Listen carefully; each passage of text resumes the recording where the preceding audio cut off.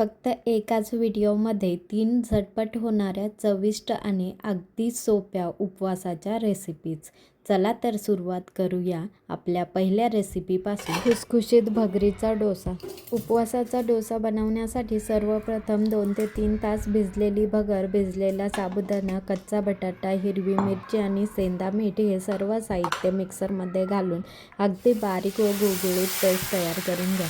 त्यानंतर हे तयार बॅटर एका बाउलमध्ये काढा आणि आवश्यकतेनुसार थोडे पाणी घालून त्याची कन्सिस्टन्सी ॲडजस्ट करा. आता गरम डोसा तव्यावर बॅटर पसरून डोसा तयार करा. वरून थोडे साजूक तूप सोडा आणि मध्यम आचेवर सोनेरी व खुसखुशीत होईपर्यंत भाजून घ्या.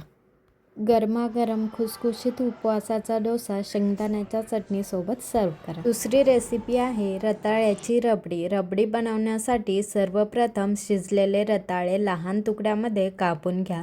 आता मिक्सरच्या भांड्यात रताळ्याचे तुकडे, 7 ते 8 भिजवलेले काजू आणि थोडे पाणी घालून अगदी बारीक आणि गुळगुळीत पेस्ट करून घ्या.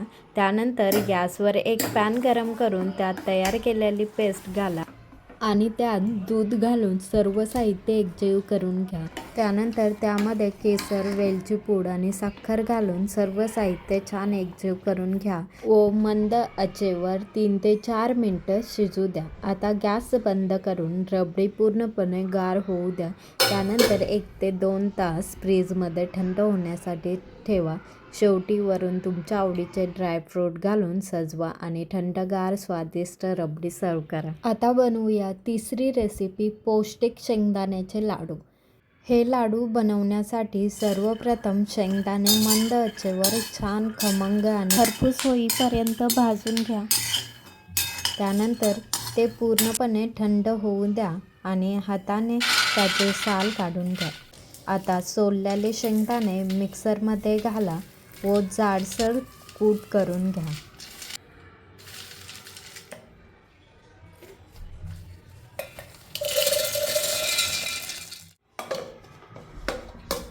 आता जाडसर कुटलेले शेंगदाणे एका ताटात घ्या.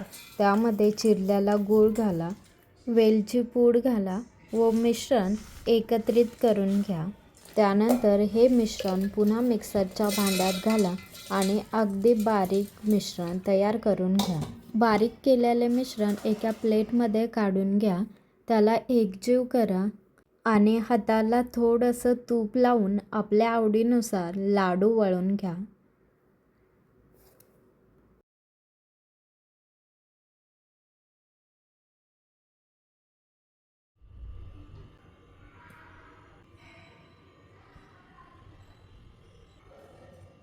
झटपट तयार होणारे चविष्ट आणि पौष्टिक उपवासाचे शेंगदाण्याचे लाडू तयार आहेत.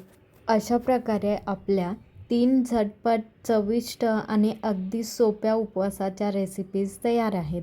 तुम्हाला यापैकी कोणती रेसिपी सर्वात जास्त आवडली ते कमेंटमध्ये नक्की सांगा व चॅनलला सबस्क्राईब करायला विसरू नका.